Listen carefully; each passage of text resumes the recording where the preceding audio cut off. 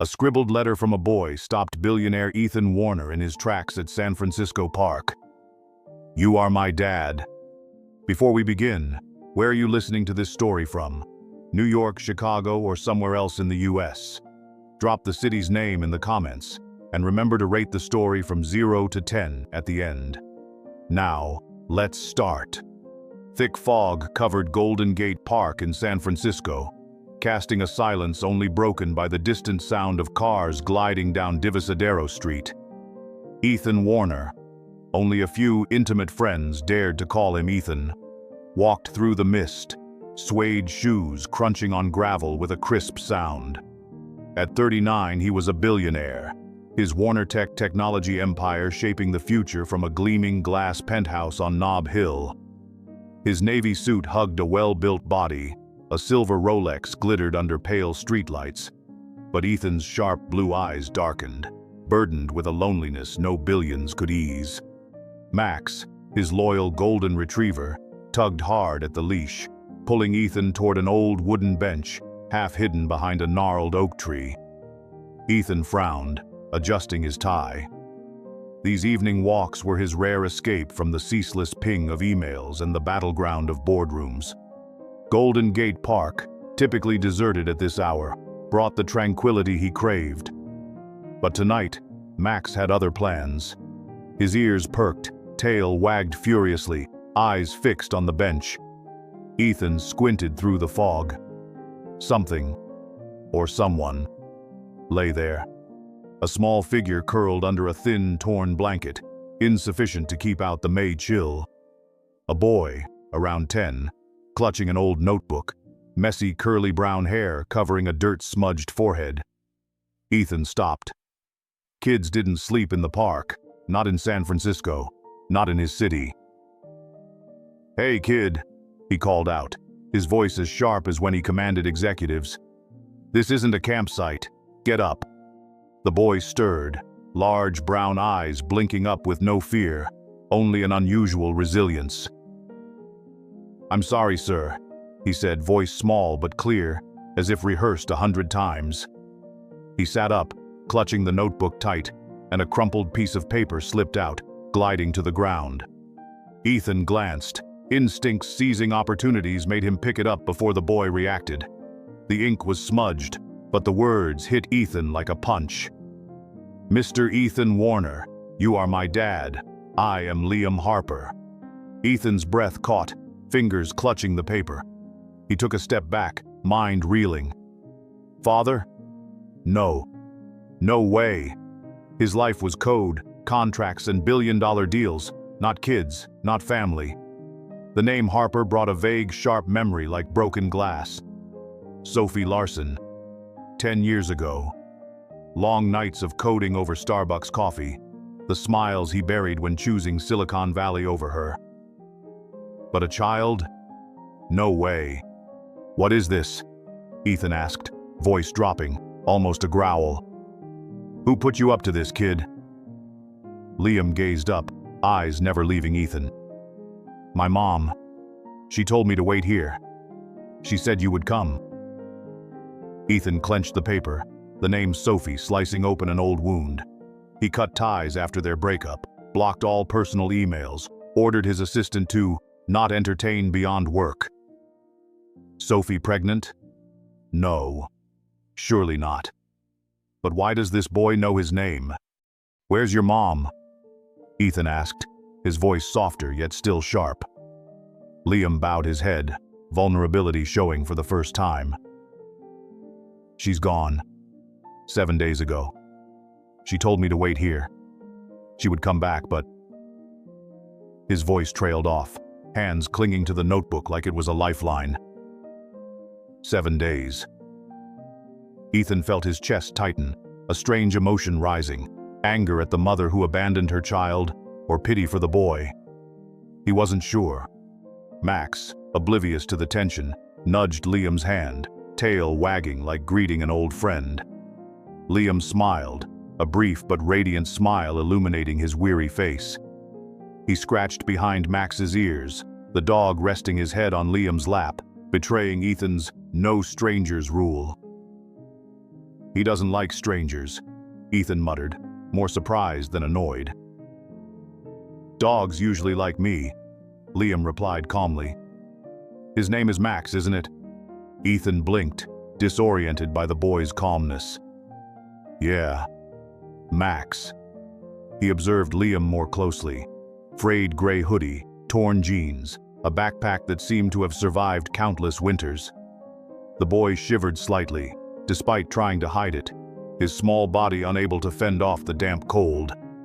Ethan's mind spun. Calling the police was the right choice. A child in the park was a social services issue, not his. He was Ethan Warner, not a babysitter. But Max's accusing eyes and the way Liam clutched the notebook made him hesitate. Suddenly, Liam fumbled, spilling a Starbucks cup on the bench, the brown liquid splattering on Ethan's navy suit. "Oh, I'm sorry." Liam panicked, trying to wipe it with his frayed sleeve, only smudging the stain wider. Ethan froze, watching the coffee seep into the expensive fabric, then unexpectedly laughed, a sound unfamiliar to even himself. "It's okay," he said, voice surprisingly gentle. "It's just a suit. What's your name?" Ethan asked, voice softened, as if melted by Liam's smile. "Liam Harper," the boy replied, extending a cold, small hand with unexpected solemnity. Ethan hesitated, then shook it, startled by the simple touch. How long had it been since he shook anyone's hand outside a meeting room? "Ethan Warner," he said, though the paper proved Liam already knew. "Are you going to call the police, Mr. Warner?" Liam asked directly, eyes alert. The question stunned Ethan.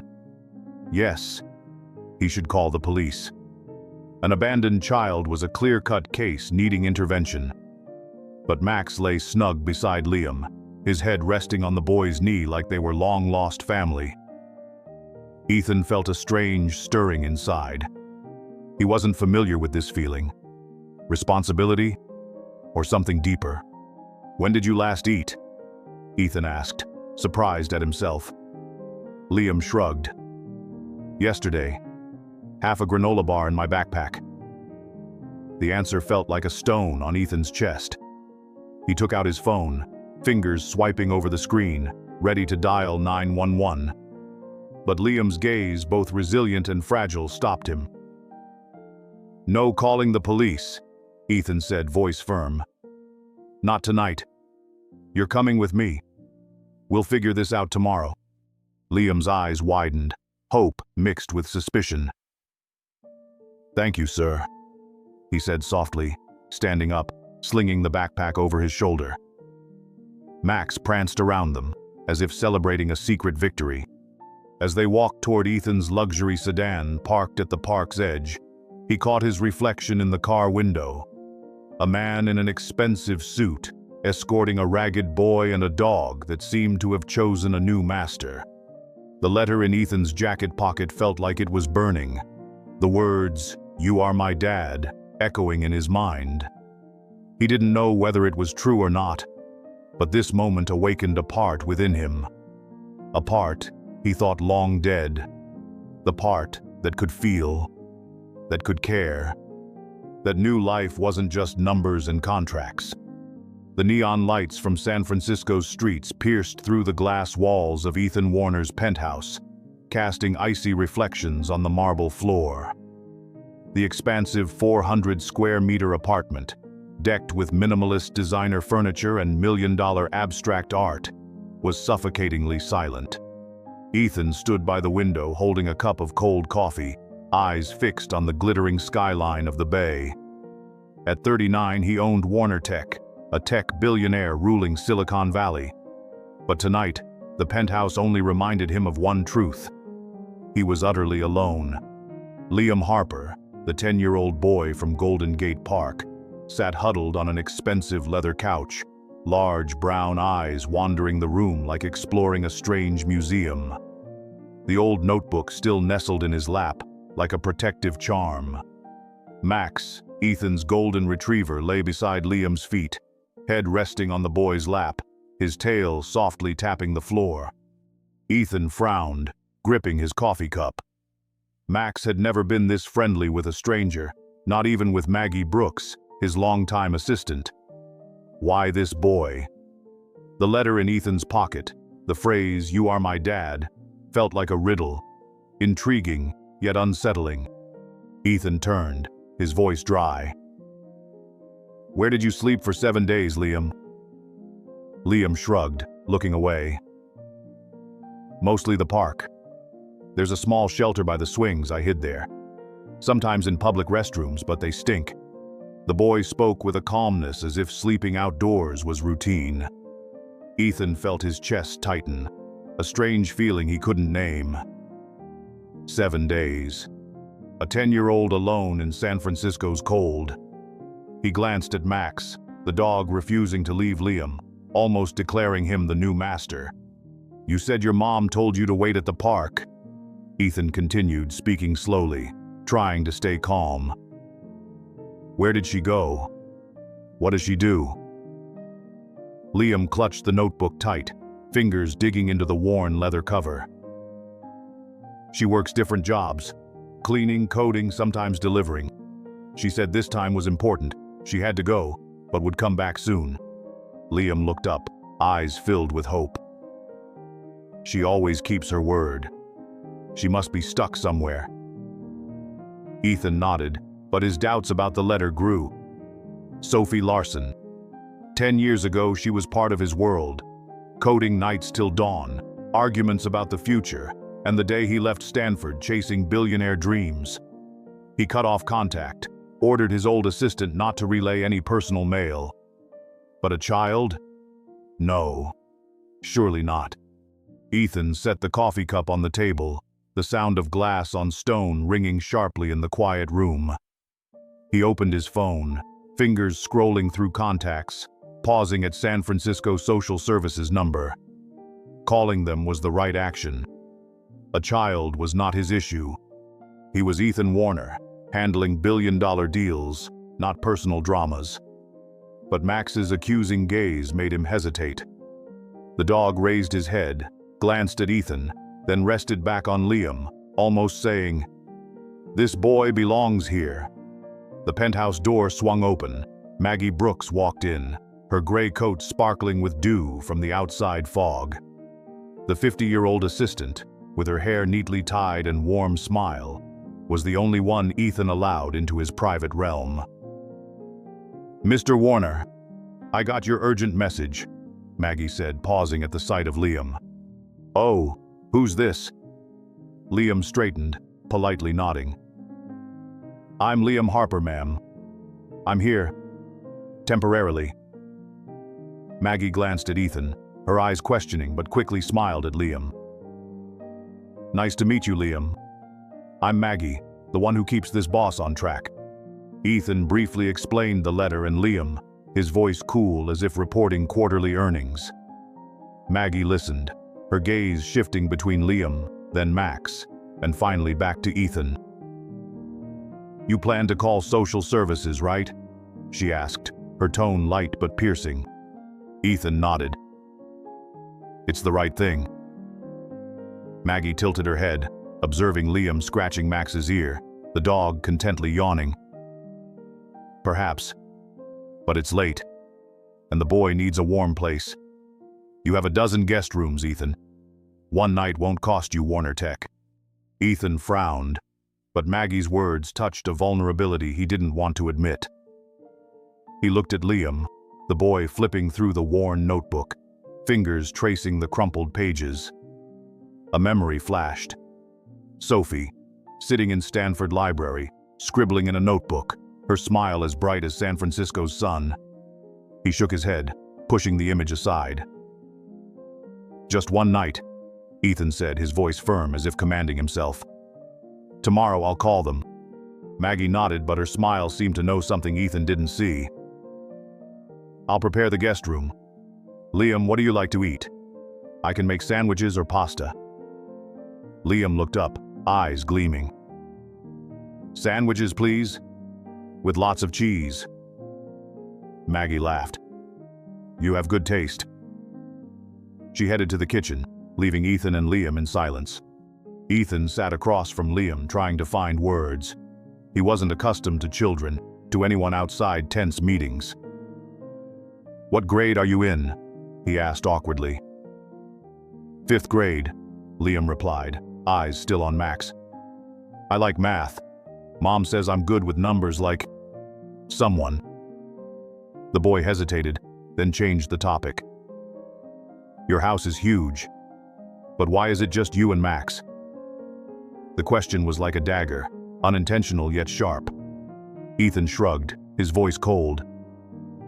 "I like quiet." Liam nodded as if understanding, but his eyes scanned the empty room, devoid of family photos, devoid of warmth. "My mom says quiet is good, but loneliness isn't." Ethan stiffened, the boy's words touching a deep corner he always avoided. He rose, turning back to the window, avoiding Liam's gaze. The fog whispered against the glass of past years he chose work over people. Suddenly Liam laughed. Ethan turned, seeing him holding up a cookie, trying to keep Max from snatching it. "Max, you can't have it," Liam exclaimed, but the dog already grabbed it, tail wagging. Ethan unexpectedly smiled, the second time that night, something he couldn't recall doing in ages. "He never does that with anyone," Ethan said, his voice filled with surprise. Liam shrugged, petting Max's head. "He must know I'm not bad." Maggie returned, placing a plate of hot cheese sandwiches before Liam. The boy cheered, taking a big bite, cheese stringing to his chin. Ethan watched, a strange sensation arising. Not anger, not doubt, but a warmth he was unwilling to acknowledge.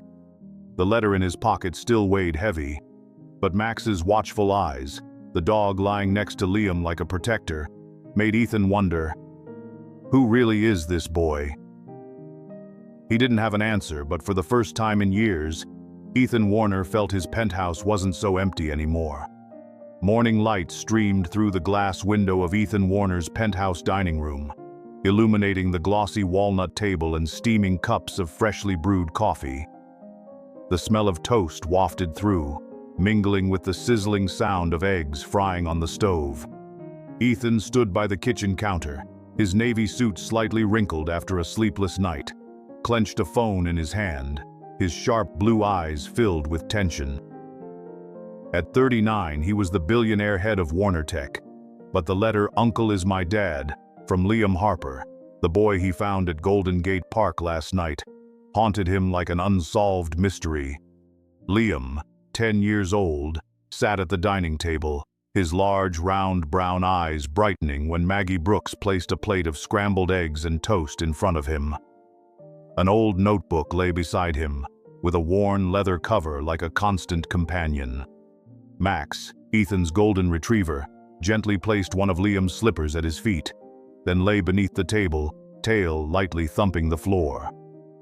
Liam chuckled, pushing the slipper back to Max, as if they were playing a secret game. Ethan glanced over, paused for a moment, then turned away, trying to hide his unease. Max had never been so friendly with anyone like that, not even Maggie. But he kept silent, unwilling to let his mind get drawn into that question. "Do you remember anything more about your mom, Liam?" Ethan asked, his voice dry, like he was interviewing an employee. Liam took a bite of toast, shrugging. "Mom worked at a big place with lots of computers. She told me not to tell anyone because the company isn't safe." Ethan frowned, Liam's words flashing like lightning in his mind. "The company? Warner Tech?" Sophie Larson, a woman he loved 10 years ago, was she involved with his empire? He recalled her, with her fiery red hair and her habit of sketching system diagrams on scratch paper, but he quickly brushed away the memory. The letter was fake. It had to be fake. But why was Liam here? Maggie came in, her gray fur coat still speckled with morning dew, carrying a cup of coffee and a warm smile. "Mr. Warner, I contacted the person you requested," she said, glancing at Liam sharing a piece of egg with Max. She'll be here soon. Ethan nodded, his gaze sweeping past the yawning dog under the table, the slipper still in its mouth. Good, he said, his tone cold as a boardroom. We need answers. Jess Carter, the sharp private detective that Ethan trusted, arrived within half an hour. With her short, platinum-dyed hair and eyes that seemed to pierce all secrets, Jess brought a laptop and a decisive energy. Mr. Warner, this case isn't like checking business partners, she said, glancing at Liam and Max. A boy, a letter, and a missing mother. Where do we start? Ethan handed over the letter, the ink smeared but the words, "Uncle is my dad," still clear. Find Sophie Larson. She's the boy's mother. Start there. Jess placed her laptop on the dining table, her fingers gliding swiftly over the keyboard. Liam watched her, his gaze both curious and anxious. Will you find my mom? He asked, his voice small but determined. Jess smiled, a rare smile that softened her stern demeanor. I'm the best in San Francisco, kid. If your mom is out there, I'll find her. Liam nodded, then suddenly pointed at Max, giving a command like a junior detective. Max, go find Ms. Jess. The dog lifted its head, the slipper still in its mouth, tilting its head at Liam, making Maggie burst into laughter. You're quite the director, Liam, she said, making the boy blush. Ethan stood still, his eyes sweeping over the scene, a brief warmth creeping in but quickly extinguished by the doubt surrounding the letter. Warner Tech, he told Jess, his voice icy. Check for traces of Sophie Larson in the personnel system. I want to know what she's doing, where she is. Jess nodded, her eyes glued to the screen. In a few minutes, she frowned. There's a similar name, but it's not a complete match, she said, her voice lowering. Emma Hayes, senior programmer, working remotely for Warner Tech for the past 2 years. No personal records, no photos, just an internal email address. Ethan felt his heart race. Emma Hayes. Is that Sophie? He never met remote programmers, not in a company with thousands of employees. But Liam's words, "The company isn't safe," echoed like an alarm bell. Dig deeper, he ordered, his voice tense like a pulled string. Check emails, data, anything. Jess nodded, her fingers flying over the keyboard. Then she stopped, her expression serious. I just found an encrypted email in the Warner Tech server, sent from the account of Emma Hayes. It wasn't sent, as if it were blocked midway. Ethan stepped closer, looking at the screen. The encrypted text appeared, a string of meaningless characters, but at the end of the email was a clear phrase. Embezzlement. Data sold. Derek Sullivan. The name Derek Sullivan hit Ethan like a punch in the chest. Derek, Warner Tech's CFO, responsible for managing billions of the company's finances. Embezzlement? Selling data? Ethan shook his head, striving to stay calm. Find out more, he told Jess, his voice firm as steel. And find Sophie, or Emma, immediately. Jess nodded, but her gaze drifted toward Liam, playing with Max under the table, the dog mouthing the slipper, tail gently wagging. If she's a whistleblower, she's in danger, Jess said softly. And this boy may not be safe either. Ethan looked at Liam, the boy engrossed with his notebook, unaware of the conversation. Maggie brought over a plate of freshly baked cookies, the scent of vanilla spreading. Liam, have some more, she said, placing the plate in front of him. Liam smiled, taking a cookie, but his eyes scanned Ethan, seemingly sensing the tension. You'll find my mom, right? He asked, his voice firm. Ethan looked into Liam's eyes, seeing a trust he wasn't sure he deserved. I'll try, he said, his voice inadvertently gentle. But inside he knew something bigger awaited. A secret within Warner Tech, and a boy shaking the world he had built. The midday sun glittered through the glass window of Ethan Warner's penthouse living room, casting reflections on the white leather sofa and the abstract painting on the wall. The sound of San Francisco Bay waves murmured in the distance, blending with the rhythmic tapping of Ethan's laptop keys. At 39, he was the billionaire head of Warner Tech.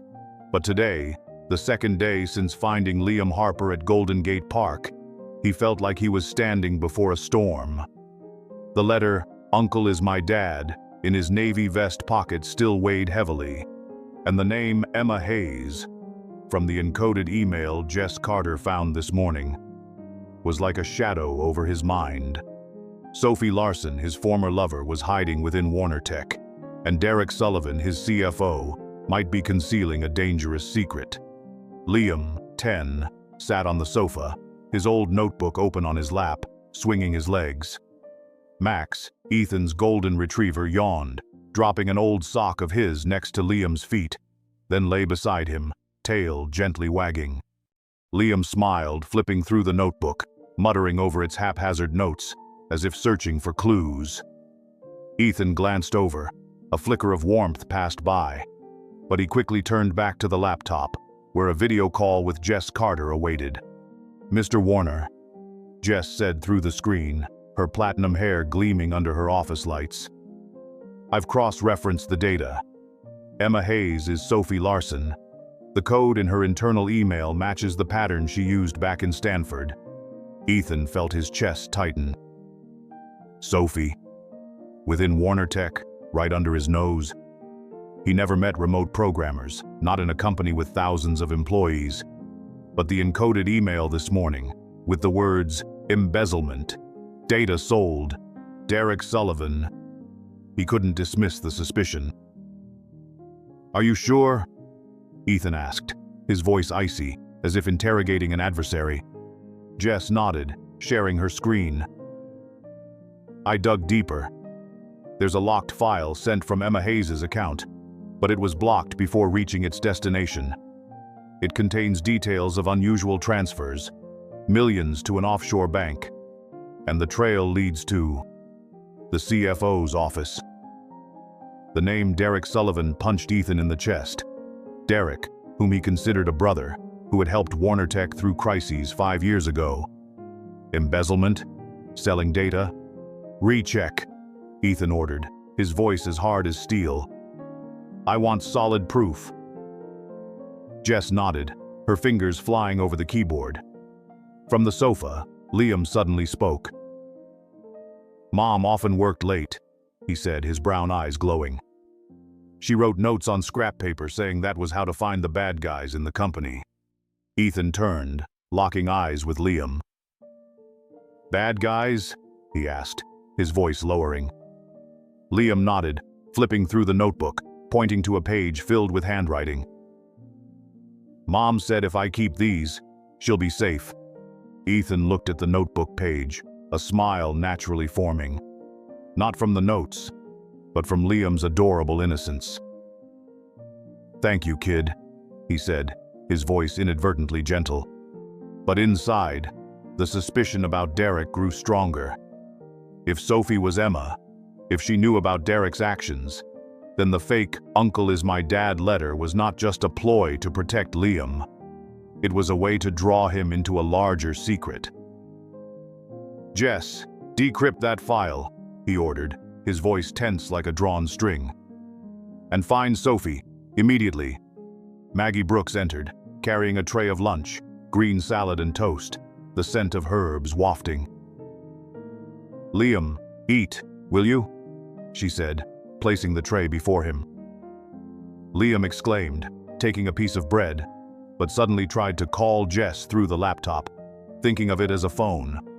"Ms. Jess, can you hear me?" he called, pressing randomly on the screen, making Maggie burst into laughter. "You're quite the inventor, Liam," she said, making him blush. Max lifted his head, leaving the sock, licking up crumbs from the floor, then snuggled close to Liam's legs, as if unwilling to part from him. Jess, through the screen, continued. "This file isn't just about transfers. There's a trace of Warner Tech customer data, User information from the AI app, sent to an external server. Sophie tried to send this file to a journalist, but it was blocked. If she's a whistleblower, she's in danger. Ethan felt the floor falling away. Warner Tech was his lifeblood, built from Stanford dreams. If Derek had betrayed, if Sophie knew and hid it from him, then Liam, despite the fake letter, was drawing him into a storm greater than he imagined. Liam, from the sofa, flipped through the notebook, his gaze worried. "You'll find my mom, right?" he asked, his voice firm. Ethan looked into Liam's eyes, seeing a trust he wasn't sure he deserved. "I'll find her," he said, his voice gentle. But inside, a darkness was growing. What was Sophie running from? What was Derek hiding? Max lifted his head, perching the sock under his chin, lying close to Liam, as if sensing this boy was more important than anyone else in the room. The dazzling afternoon sun streamed through the windows of Ethan Warner's luxurious sedan, shimmering on the winding roads of San Francisco. The engine's smooth hum blended with the cheerful laughter of Liam Harper, the 10-year-old boy sitting in the back seat with an old notebook in his arms. Ethan gripped the steering wheel tightly, his sharp blue eyes momentarily softening as he glanced in the rearview mirror. Today, the second day since finding Liam in Golden Gate Park, he decided to take him to a nearby public school. The letter, "You're my dad," was still heavy in the pocket of his navy vest, but the truth that Sophie Larson was Emma Hayes, and the name Derek Sullivan in the encrypted file Jess Carter sent this afternoon, made Ethan feel like he was treading on thin ice. Max, Ethan's golden retriever, lay curled up on the back seat next to Liam, holding one of Ethan's old handkerchiefs, gently moving whenever the car jolted. Liam scratched Max's ear, giggling as the dog nudged its nose into his hand. Ethan glanced over, a hint of warmth creeping in, but he quickly focused on the road leading to the school. Liam's laughter reminded him of the Stanford days when he and Sophie shared big dreams, but he pushed the thought away. Sophie had hidden herself within Warner Tech under the name Emma Hayes. Derek, his CFO, could be the traitor. The letter was fake. It must be. But Liam's smile and how Max clung to him left Ethan uncertain. "What do you learn at school?" Ethan asked awkwardly, trying to break the silence. Liam looked up, his brown eyes sparkling. "Math is the best. Mom says I'm good at finding patterns, like solving puzzles." He flipped through his notebook, pointing to a page filled with scribbled numbers. "Like this. Mom says if I'm good at math, I can do anything." Ethan smiled, a strange feeling rising. Not doubt, but unexpected closeness. "Math, huh? I used to like math too," he said softly. "Try this one. If a car goes 60 miles an hour, how long does it take to reach a school 12 miles away?" Liam frowned, mumbled calculations, then shouted, "12 minutes, right?"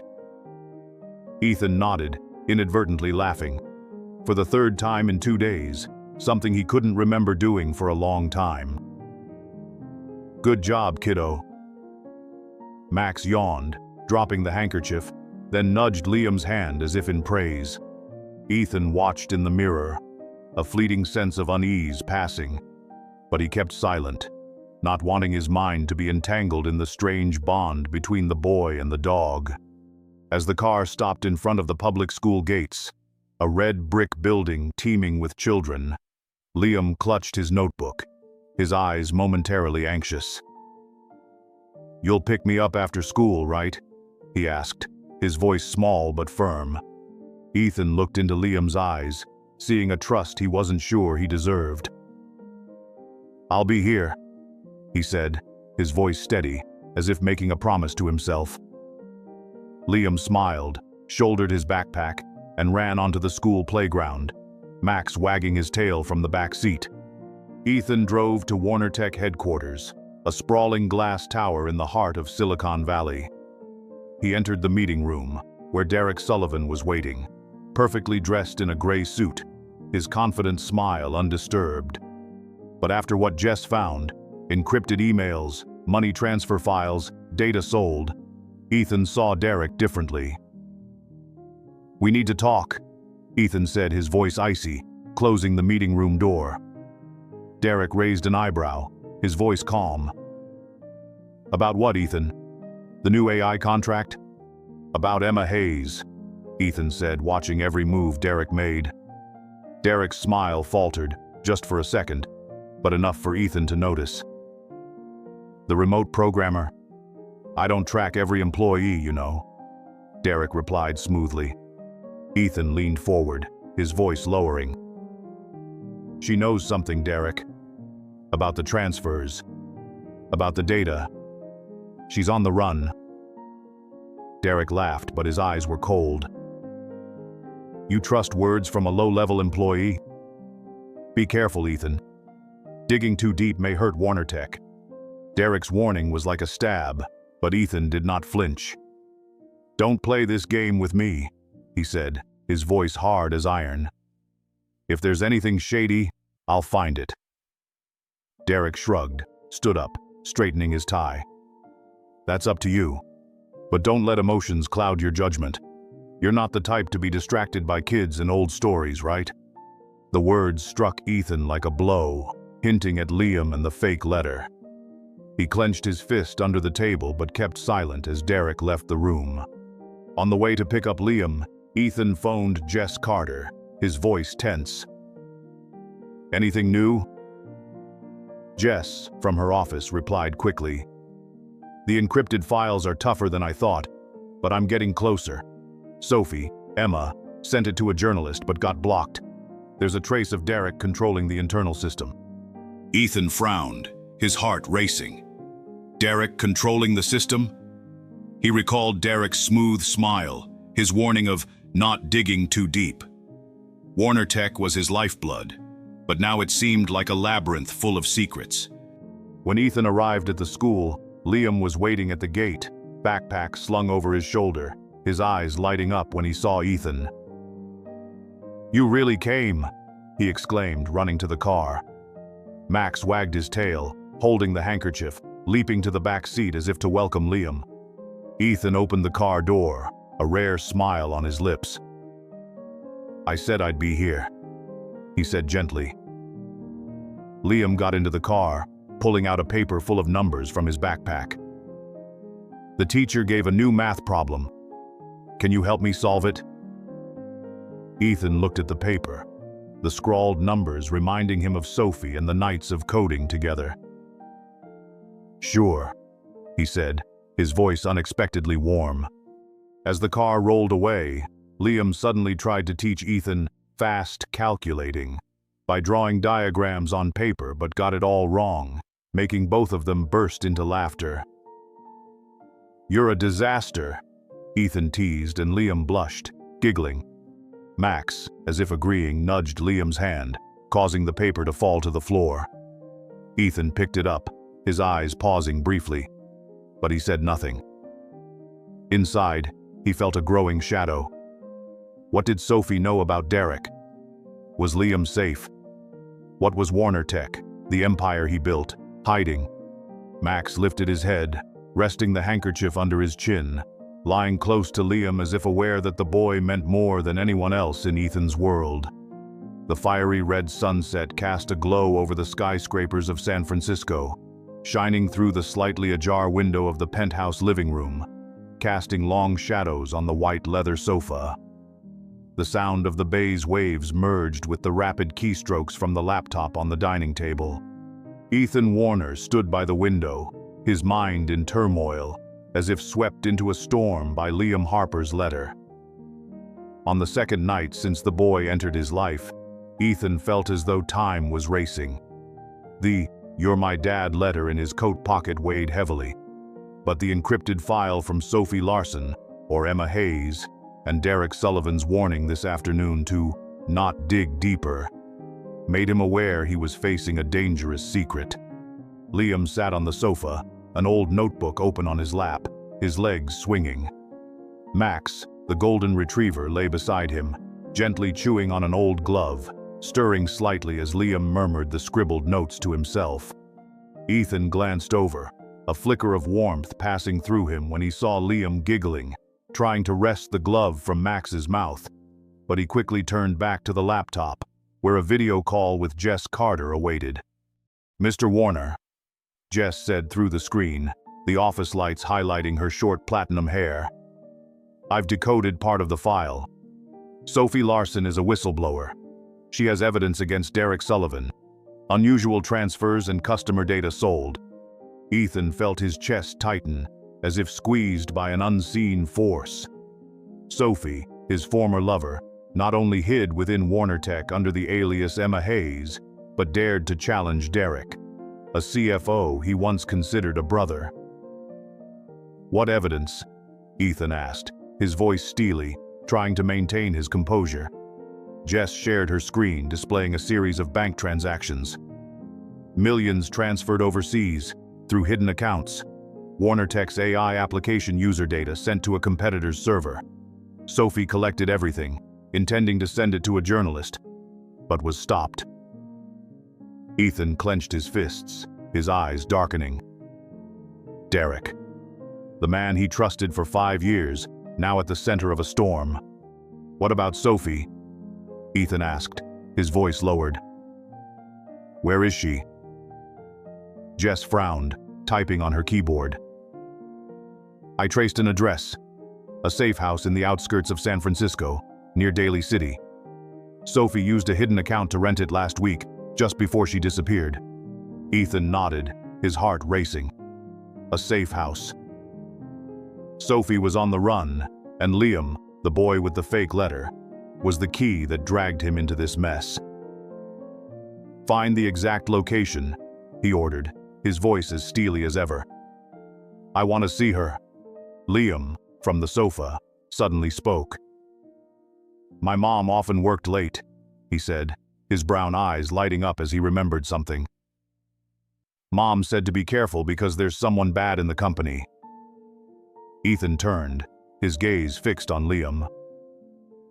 "Someone bad?" he asked, his voice gentle but tense. Liam nodded, flipping through his notebook, pointing to a page filled with handwritten notes. "Mom wrote this. I don't understand, but she said it was important." Ethan looked at the page, the scribbled lines like a puzzle, and a memory flashed. Sophie used to write notes on scrap paper, always careful with secrets. Maggie Brooks entered, carrying a tray of cold-cut sandwiches and salad, the aroma of herbs spreading. "Liam, dinner time," she said, placing the tray in front of him. Liam cheered, but as he raised the sandwich, Max suddenly leaped up, grabbed the sandwich and ran around the sofa. "Max, give it back!" Liam shouted, chasing after, making Maggie laugh heartily. "Boy, you've met your match," she teased, causing Liam to blush, but still giggle as he retrieved the sandwich from Max. Ethan watched, a rare smile appearing on his lips, but he quickly returned to the screen, where Jess was still typing. "Mr. Warner, if Sophie is the whistleblower, she's being hunted," Jess said, her voice serious. "Derek might have hired someone to follow her. This safe house won't be safe for long." Ethan felt a chill run down his spine. Derek not only betrayed Warner Tech, but also threatened Sophie, and possibly Liam. "Find her, Jess," he said, his voice taut as a string. "Before Derek does something." Liam, after the chase with Max, sat back on the sofa, panting, his sandwich half-eaten. "You'll find my mom, won't you?" he asked, his voice determined, his brown eyes locked onto Ethan's. Ethan looked at Liam, seeing a trust he wasn't sure he deserved. "I will find her," he said, his voice unconsciously gentle. But within, he felt a growing shadow. Where was Sophie hiding? What would Derek do if exposed? Max lifted his head, resting the glove under his chin, lying next to Liam, as if aware this boy mattered more than anyone in the room. Ethan glanced at the dog, then at Liam, and for the first time, he wondered whether he had the strength to face the truth. A truth that could collapse Warner Tech and change his life forever. The cold, white LED lights illuminated the Warner Tech conference room, reflecting off the glass walls overlooking the Silicon Valley skyline. The ticking clock mingled with Ethan Warner's heavy breathing as he stood facing Derek Sullivan, his eyes sharp as daggers. On the Tuesday morning, 2 days after Liam Harper's "You're My Father" letter turned his world upside down, Ethan felt as though he stood inside a dangerous maze. The encrypted file from Sophie Larson, or Emma Hayes, last night, with evidence of wire transfers and sold data, along with the safe house address in Daly City, left him no room to retreat. Derek, with his smooth smile, was hiding something, and Ethan was determined to find out. Liam sat in the waiting room outside, an old notebook open on his lap, legs swinging on the leather chair. Max lay beside him, holding a pencil Liam dropped, his tail wagging slightly each time Liam mumbled his notes. Ethan left Liam in the waiting room, not wanting the boy to hear this confrontation. But Liam's resolute look when he talked about his mom that morning still haunted him. Maggie Brooks, Ethan's assistant, walked in carrying a tray of freshly baked chocolate chip cookies, their sweet smell spreading through the air. "Liam, have some," she said, setting the tray in front of him. Liam smiled, took a cookie, but unexpectedly tried to teach Max to be a guard, raising the cookie and commanding, "Sit, Max." The dog tilted his head, holding the pencil tighter, then jumped up and grabbed the cookie, making Liam giggle and Maggie burst into laughter. "Boy, you need to train Max better," she teased, making Liam blush. In the conference room, Ethan closed the door, his gaze locked on Derek. "We need to talk about Emma Hayes," he said, his voice cold as ice. Derek raised an eyebrow, his gray suit immaculate, his smile unwavering. "The remote programmer? I don't track every employee, Ethan." But his eyes flinched for just a second, enough for Ethan to notice. "She knows something, Derek," Ethan continued, lowering his voice. "About unusual wire transfers, about customer data being sold, and your name appears in her files." Derek laughed, but the laugh was dry, lacking sincerity. "You trust a lower-ranked employee over me? Careful, Ethan. Digging too deep might hurt Warner Tech." Derek's warning felt like a knife, but Ethan wasn't fazed. "Don't play this game with me," he said, his voice steely as he stepped closer. "Sophie Larson is on the run, and I know you're involved." Derek stood, adjusting his tie, his eyes icy. "Sophie, your old story? Don't let emotions cloud your judgment, Ethan. A boy and a fake letter aren't enough to make you doubt me." The mention of Liam and the letter struck Ethan like a punch. He clenched his fist under the table, maintaining his silence, eyes never leaving Derek. Outside the waiting room, Liam, still holding his notebook, suddenly heard the phone ring from Derek's coat, hanging on a nearby chair. The boy glanced around, seeing Maggie fetching water, then cautiously approached. A voice from the phone could be heard, small but clear. "She's still in Daly City. Handle it before she sends the evidence."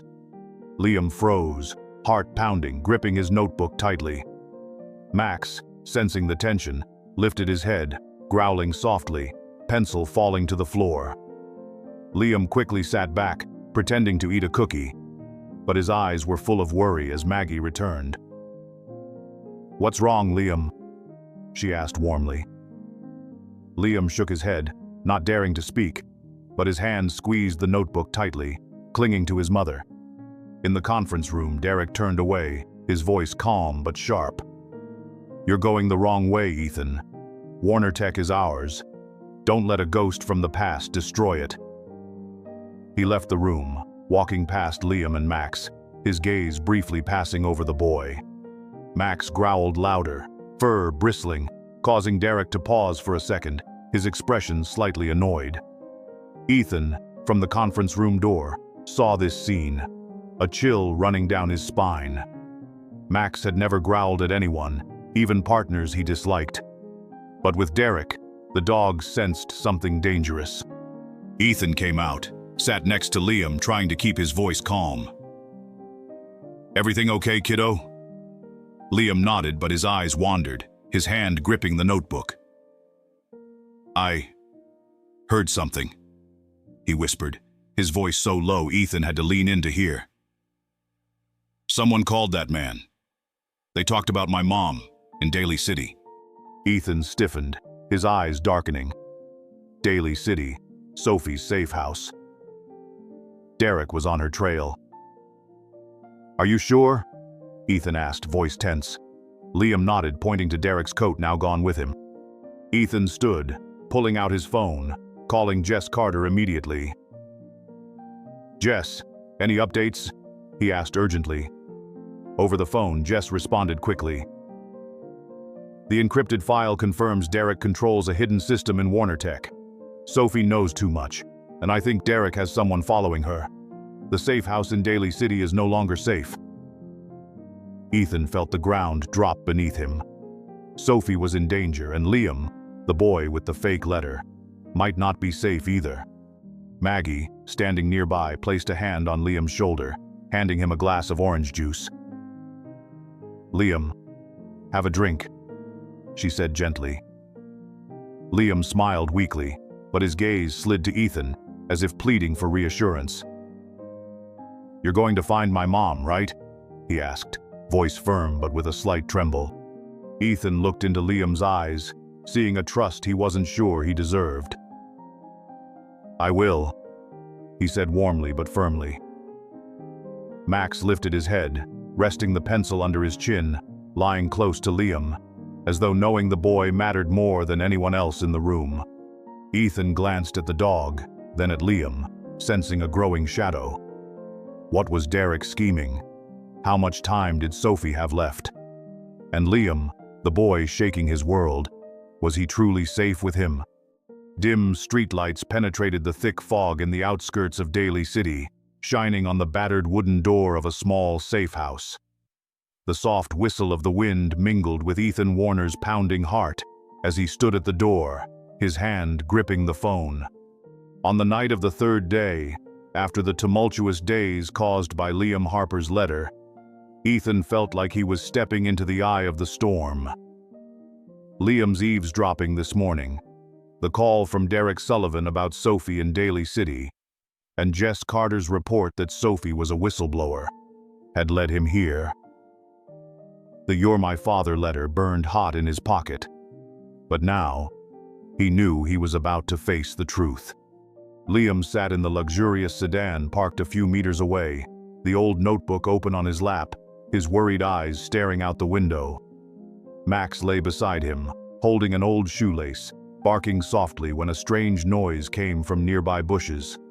Ethan had hesitated to bring Liam along, but the boy's determined look when he said, "I want to see my mom," made it impossible for him to refuse.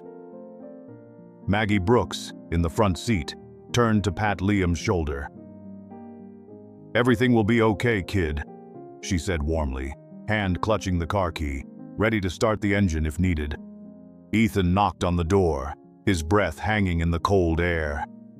The door creaked open, and Sophie Larson stood there, her short red hair in a mess, green eyes tired but resolute. "Ethan," she whispered, her voice trembling, as if she couldn't believe he was really there. Ethan stiffened, his eyes locked on her. Sophie, the woman he loved 10 years ago, who hid at Warner Tech under the name Emma Hayes. "We need to talk," he said, voice firm but slightly shaky. Sophie nodded, opening the door wide, leading him into the small room, scattered with papers and an old laptop. "Sophie, why?" Ethan asked, his voice low as if restraining his anger. "The letter. Liam. All of this." Sophie turned away, her hand gripping the edge of the table, the desk lamp casting light on her face, highlighting lines of worry. "The letter is fake," she said, her voice small but clear. "I wrote it to protect Liam. Derek knows I have evidence, embezzlement, data sold. He threatened my son." Ethan felt the ground drop beneath him. Fake? But Sophie's pained eyes stopped him.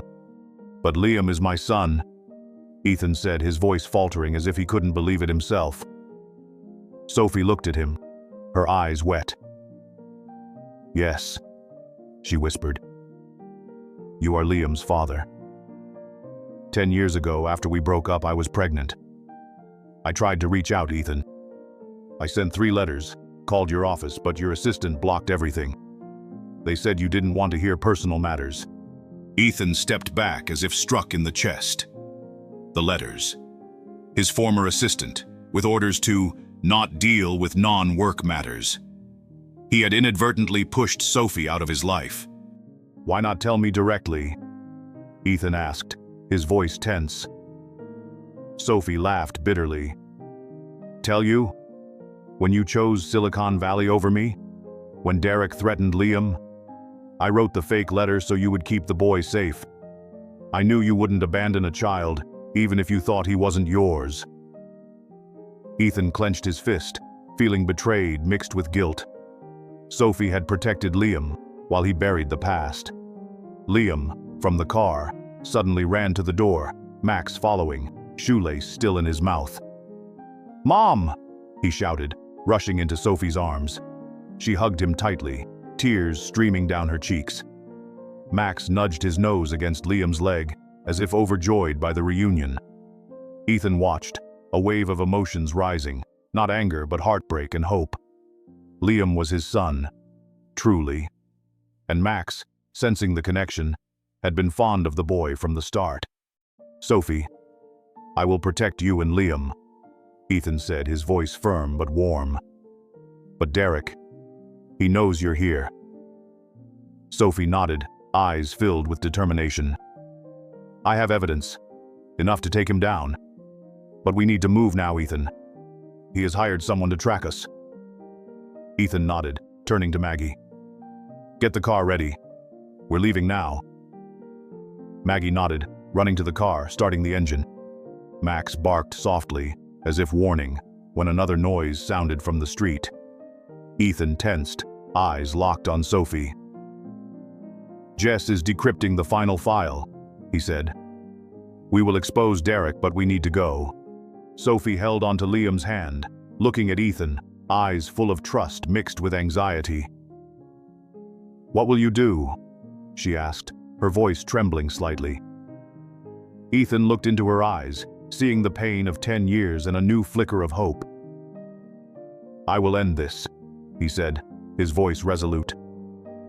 Max lifted his head, resting the shoelace under his chin, lying close to Liam and Sophie, as if knowing they were family. Ethan glanced at the dog, sensing a darkness still lurking. What was Derek plotting? Were Sophie and Liam safe? The fake letter had led him to the truth. But what was the price to protect this family? The thick darkness enveloped a narrow alley near a safe house in Daly City, dim streetlights flickering weakly, reflecting on the puddles left by rain. Ethan Warner's sedan engine purred softly as he parked in a hidden corner, gripping the steering wheel tightly, his gaze scanning through the mist. Derek had tracked down the safe house, and Ethan needed to get Sophie and Liam out immediately. In the car, Liam sat next to Sophie, clutching an old notebook tightly to his chest, his worried brown eyes looking at his mother. Max lay close to him, holding a safety belt, squirming as if sensing the tension. Sophie held Liam's hand, her red hair tousled under the dim light from the car's dashboard. We'll be safe, honey, she whispered, her voice trembling yet determined. Ethan glanced in the rearview mirror, warmth flickering as he saw the mother and son, but his eyes quickly returned to the alley, where a dark figure slipped past. Sophie, you must tell everything, Ethan said, his voice low, suppressing anger from tonight's shock. The fake letter. But Liam was his son. Sophie nodded, her eyes red. I didn't want to deceive you, Ethan. 10 years ago, when your assistant blocked my letters, I thought you didn't want to know about Liam. I raised him alone, but when I discovered Derek's embezzlement and data sales at Warner Tech, I had no choice. I wrote the fake letter for you to keep Liam safe. Ethan gripped the wheel tightly, guilt mingling with determination. I was wrong to cut communication, he said, his tone gentle yet firm. But now I'm here. We'll end this. Sophie nodded, taking a small USB drive from her pocket. This is the evidence. Every transaction Derek made, the data he sold, the emails he sent to competitors. I intended to send it to a journalist, but he found out. Ethan looked at the USB drive, his heart racing. Jess is decoding the last file, he said. We'll expose Derek, but first we must leave here. Sophie held Liam's hand tightly, eyes full of trust. Thank you, Ethan, she whispered, her voice slightly trembling. Maggie Brooks, from the front seat, turned to check on Liam. Honey, stay close to your mom, she said, her voice warm but tense, gripping her phone, ready to call for help. Suddenly, a figure appeared at the end of the alley, heavy footsteps echoing on the wet pavement. Max lifted his head, growling fiercely, his fur bristling, the belt falling from his mouth. Ethan tensed, his gaze locked on the shadow. Maggie, lock the doors, he ordered, his voice cold. Maggie quickly pressed the lock, but Liam, frightened, clung to Sophie. Mom, who is that? He whispered, his voice shaky. The figure drew closer, a tall man in a black coat, holding a glowing phone. Max barked loudly, jumping at the car window, claws scratching intensely. Ethan turned on the headlights, the blinding light shining directly at the man, making him step back, shielding his eyes. Go! Ethan shouted, accelerating. The car sped out of the alley. But the man ran after them, shouting something into his phone. Sophie hugged Liam tightly, her eyes frantic. He's Derek's man, she whispered. They know we're here. Max, still growling, suddenly jumped across the seat, hitting the car door, causing the man to stumble as he tried to chase the vehicle. Liam cheered, hugging Max. Good job, Max, he exclaimed, his voice a mix of fear and pride. Sophie pulled him back, looking gratefully at the dog. Ethan glanced in the mirror, a rare smile forming but quickly refocused on the dark road ahead. Max, sensing his bond with Liam, had saved the boy from danger, affirming the truth that Liam was his son. The car sped through suburban streets, streetlights flickering. Ethan called Jess Carter, his voice tense. Jess, any updates? Jess replied quickly, her voice urgent. The last file confirms Derek hired someone to follow Sophie. I have an address for another safe house in Oakland. Get them there, immediately. Ethan nodded, changing the car's direction. We're on our way, he said, his voice resolute. Sophie looked at Ethan, her eyes filled with trust and worry. We need to expose Derek before he finds the new safe house, she said, holding the USB tightly. Ethan nodded, his eyes determined. Tomorrow I'll present the evidence at Warner Tech's board meeting. He won't escape. Liam, sitting closely to his mom, looked up, his eyes bright. You're going to catch the bad guys, right? He asked, his voice firm despite a slight shake. Ethan glanced at him through the mirror, seeing a trust he was determined not to betray. Yes, Liam, he said warmly. Maggie turned, placing a hand on Liam's shoulder. We're a team, honey, she said gently, trying to dispel the tension. Max lifted his head, nudging his nose into Liam's hand as if to comfort him. Ethan glanced at the dog, then at Liam and Sophie, sensing a darkness still looming. Derek had sent someone to watch them, and the new safe house in Oakland might only be temporary. The evidence in Sophie's hand was enough to topple Derek. But would they have enough time? Ethan accelerated. The car plunged into the night, carrying a newly formed family, and a battle yet to be finished.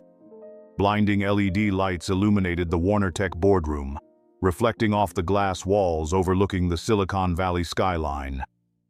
The whispers of the board members mingled with Ethan Warner's racing heartbeat as he stood before the long board table, gripping Sophie Larson's USB drive tightly. Wednesday morning, after the escape journey from the Daly City alley last night, Ethan felt like he was standing at a defining moment. The USB contained evidence unveiling Derek Sullivan, unusual transactions, sold data, was the final weapon to save Warner Tech and protect his new family. Liam and Sophie sat in the waiting room outside, the boy's old notebook placed on the leather seat. Max lay close to Liam, holding an old belt, stirring slightly as if sensing the tension. Sophie held Liam's hand, her green eyes full of worry but resolute, her red hair tousled after a night on the run. Ethan had brought them to the new safe house in Oakland last night, but Liam's trusting gaze when he said, "You're going to catch the bad guys, right?" still echoed in him. Maggie Brooks stood beside, patting Liam's shoulder gently. "Everything will be fine, honey," she assured, her eyes glancing through the boardroom glass, where Ethan was about to face off.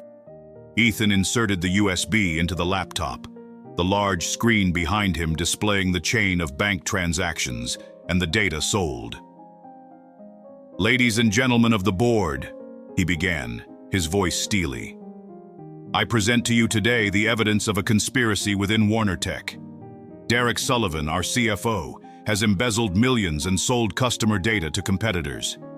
The whispers in the boardroom ceased. All eyes turned to Derek, sitting at the table's end, his gray suit stiffening, his slick smile now frozen. Derek stood, his voice calm but sharp. "This is an absurd accusation, Ethan. You have no evidence." Ethan looked him in the eye, pressing a key, the screen displaying emails, transactions, and data sent to a competitor's server. "This is the evidence, Derek. From Sophie Larson, whom you've threatened. She's the whistleblower, and you've hired people to hunt her down." The boardroom erupted in murmurs, the members eyeing Derek suspiciously. Liam, unexpectedly, ran in from the waiting room, holding his notebook, brandishing a red toy pointer. "Uncle Ethan is right," he called out, pointing the toy at the screen as if presenting to a classroom. "My mom found that bad stuff from that man." Light laughter echoed from the board, making Liam blush, but Sophie pulled him back appreciatively. Max, following Liam, holding the belt, lay closely to the boy's feet as if protecting.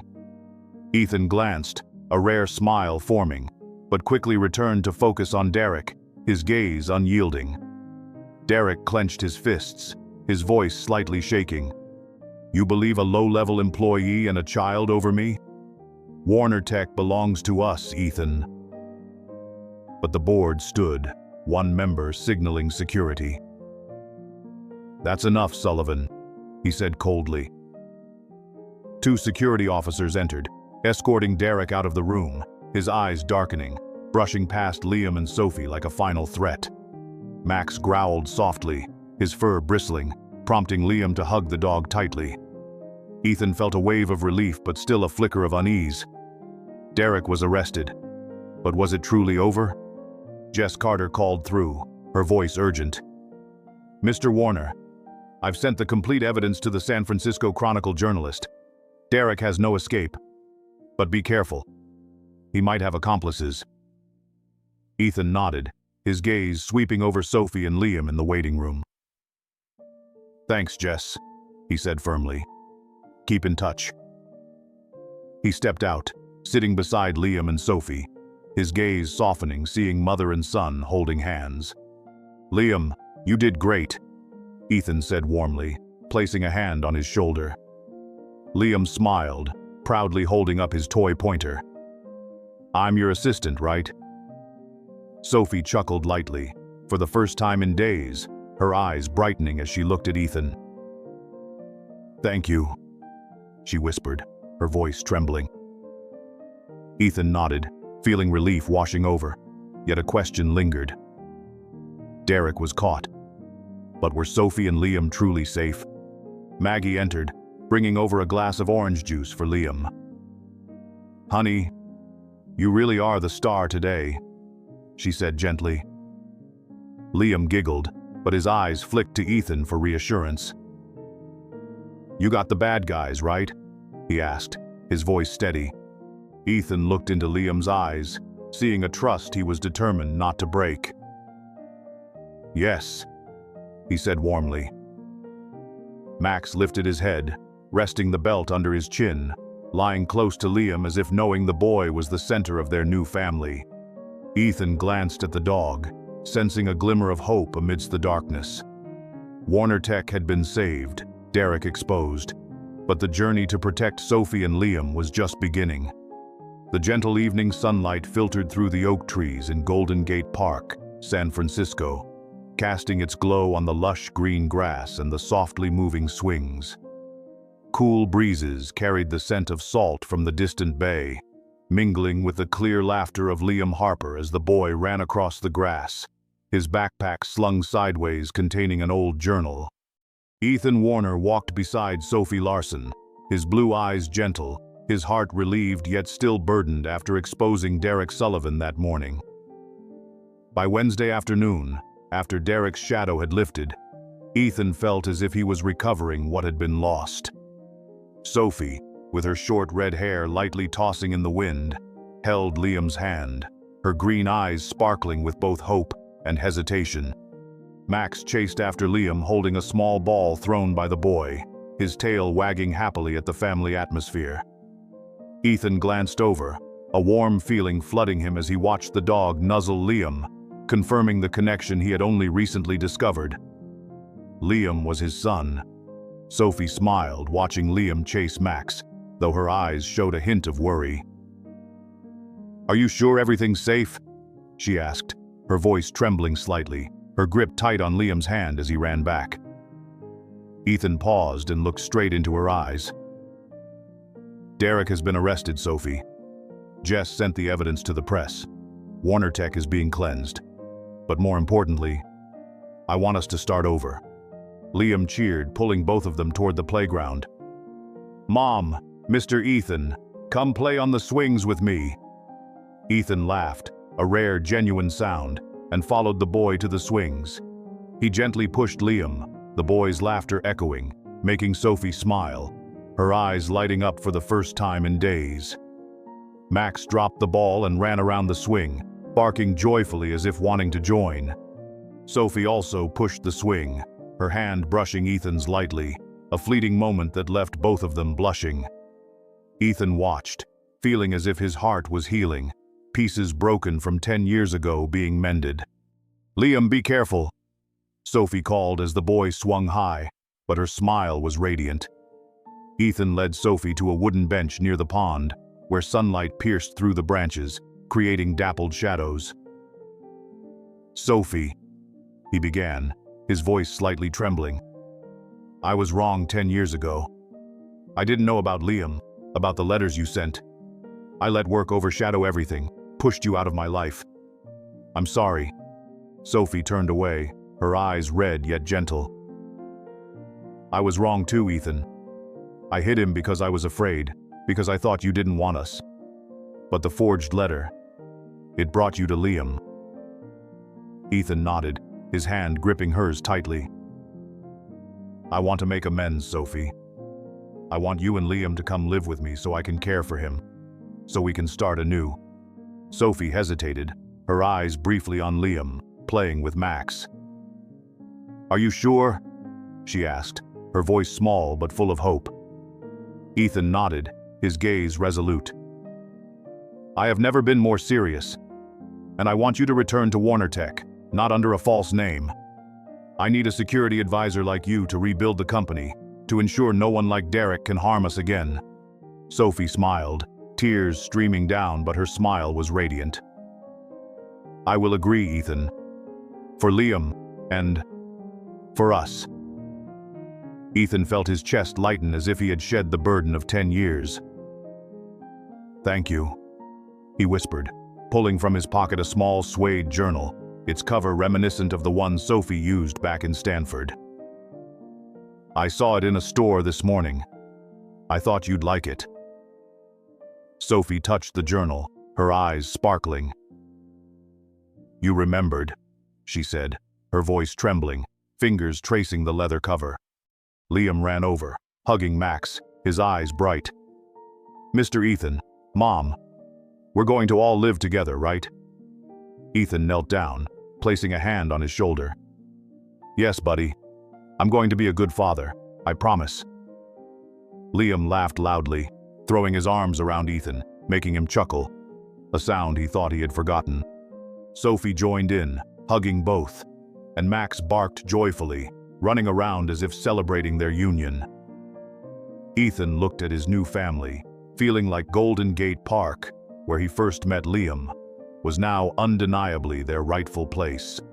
Maggie Brooks, following from the car, brought an orange juice for Liam. "Here you go, young man," she said gently, her eyes twinkling as she regarded the three. "You all look like a real family," she remarked, making Sophie blush. After a sip of juice, Liam pulled out a piece of paper from his backpack, trying to draw a family chart. Ethan, Sophie, Max, and himself, but with inaccuracies that made Ethan and Sophie laugh.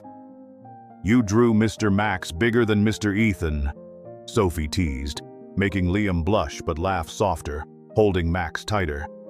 Ethan sat beside Sophie, still holding her hand, watching Liam and Max play tag on the grass. "I will make everything right this time," he said, his voice determined. Sophie nodded, her eyes sparkling. "We will do it together, Ethan. And at Warner Tech, I'll help you rebuild it so Liam can have a safe future." Yet a sliver of worry lingered. Jess had warned about Derek's accomplices. Was this newfound family truly safe? Max raised his head, resting the ball under his chin, running closely by Liam, seemingly aware that the boy was the new center of it all. Ethan glanced at the dog, a sense of cautious hope mixed with vigilance. Golden Gate Park was now a place of healing, but the journey to protect Sophie and Liam still lay ahead. The crystal chandeliers gleamed like stars in the grand ballroom of the Fairmont Hotel, San Francisco, reflecting on the marble floors and the vibrant red wine glasses. Soft violin music blended with the lively chatter from hundreds of guests gathered to celebrate the launch gala of the Harper Foundation, a charity supporting disadvantaged children named after Liam Harper. Ethan Warner stood on the podium, his blue eyes sparkling under the lights, his heart brimming with hope. By June 2024, a year after the turbulent events involving the forged letter, Ethan felt as if he had rediscovered himself, not just as the leader of Warner Tech, but as a father, a man ready for a fresh start. Sophie Larson stood near the podium, her short red hair neatly styled, her emerald green evening dress shimmering, her green eyes shining with pride. She was now Warner Tech's top security advisor, leading a team to protect the company from threats like those once posed by Derek Sullivan. Liam stood next to his mother, wearing a small suit, clutching an old journal, his brown eyes sparkling as he looked at Ethan. Max lay by his feet, holding a small red bow in his mouth, his tail wagging with the joyful atmosphere. Ethan glanced at them all, a genuine smile forming, feeling like his heart had finally found its harbor. "Ladies and gentlemen," Ethan began, his voice echoing through the microphone. "The Harper Foundation is my promise, our promise, to provide opportunities for children like Liam, who deserve a bright future." Applause erupted, and Liam cheered, waving at Ethan like a tiny fan. Sophie smiled, placing a hand on his shoulder, her gaze locked onto Ethan, filled with trust and a blossoming affection. Ethan continued, his voice warm. "A year ago, I didn't know I had a family. But Liam and Sophie changed everything. They taught me that success isn't just about numbers, but about the people you love." The audience clapped, and Liam, unable to contain himself, ran up to the podium, hugging Ethan tightly. "You're a superhero," he exclaimed, making the entire ballroom laugh. Max followed, barking happily, the red bow shaking, causing guests to chuckle.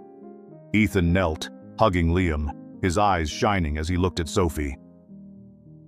"Buddy, I may not be a superhero," he said teasingly, but I'm trying to be a good dad." Sophie stepped forward, her eyes moist, her smile radiant. "You've done well, Ethan," she whispered, making his heart swell. After the speech, Ethan led Sophie and Liam to the hotel balcony, where the lights of San Francisco sparkled like a sea of stars under the night sky. Cool breezes carried the scent of salt from the bay, mingling with the violin music drifting from the ballroom. Max followed, holding his red bow, lying close to Liam as if protecting him. Ethan held Sophie's hand, his gaze tender. "Sophie," he said, his voice slightly trembling. "A year ago, I thought Warner Tech was everything. But you and Liam gave me a family. I don't want to lose that again." He pulled out a small velvet box from his pocket, opening it to reveal a sparkling diamond ring. Sophie covered her mouth, tears streaming down, but her smile was brighter than the lights. "Ethan," she whispered, her voice choked with emotion. Liam beside her cheered. "Mom, say yes." He jumped around, causing Max to bark joyfully, running in circles around them all. Ethan knelt, his gaze locked onto Sophie. "Sophie Larson, will you make me the man you call husband so we can build a family, a future together?" Sophie nodded, tears falling, her smile radiant. "Yes," she said, her voice trembling. Ethan slid the ring onto her finger, stood and hugged her tightly, as Liam bounded into their arms, making them all burst into laughter. Guests from the ballroom witnessing the moment applauded loudly, and the violin music shifted to a spirited tune. Maggie Brooks, standing near the balcony door, wiped her tears, smiling. "Young Liam is quite the director," she commented, eliciting laughter from the guests.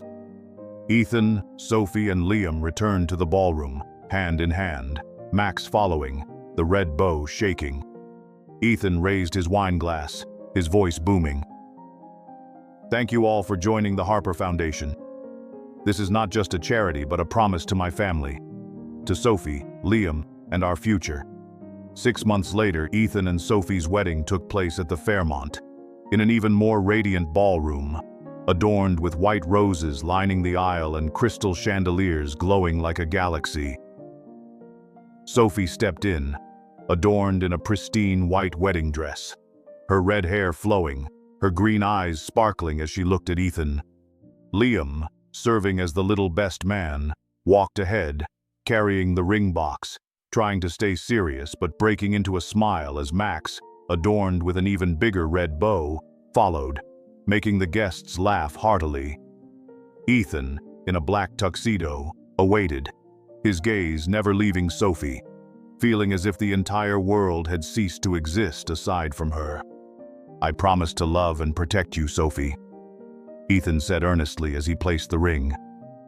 "And Liam, I promise to be the best dad." Sophie smiled, tears rolling down. "I vow to be by your side, Ethan, and to build this family together." Liam cheered, raising the ring box, accidentally dropping a rose petal down the aisle, causing the guests to laugh heartily. Max, as if agreeing, barked happily, nestling close to Liam, the red bow bobbing as part of the ceremony. Ethan kissed Sophie, a sweet kiss full of promise amidst rampant applause and a soaring violin melody. Post-ceremony, the three stood on the balcony, overlooking the San Francisco Bay, city lights twinkling in congratulatory celebration. Liam hugged Max, his brown eyes shining. "We're a family forever, right?" he asked, his voice filled with hope. Ethan knelt, embracing Liam, glancing at Sophie. "Forever," he said warmly. Sophie held Ethan's hand, her eyes glistening. "Together," she whispered. Max raised his head, resting the bow under his chin, lying close to Liam, seemingly aware that the boy was the heart of the family. The Harper Foundation quickly became a symbol, supporting hundreds of disadvantaged children with scholarships and educational programs. Sophie, as the security advisor, led Warner Tech in building safer systems than ever before. preventing threats like those Derek once posed. With newfound vision, Ethan propelled the company to unmatched heights. But every evening, he returned to the penthouse where Liam's laughter, Max's joyful barks, and Sophie's loving gaze filled the home with warmth. Jess Carter, from her office, sent the last message. "Derek's accomplices have been caught. Your family is safe." Ethan read the message, smiling, realizing the years-old forged letter had led him to the greatest truth. Love and family are the real success. Each evening, Ethan and Sophie sat on the balcony, watching Liam play with Max on the small lawn in the penthouse yard. Sophie flipped through a new journal, noting down ideas for Warner Tech, while Liam drew a family diagram, this time more accurately, with Ethan, Sophie, Max, and himself. Ethan held Sophie's hand, his eyes shimmering. "We did it," he said softly. Sophie smiled, resting her head on his shoulder. "Together," she murmured.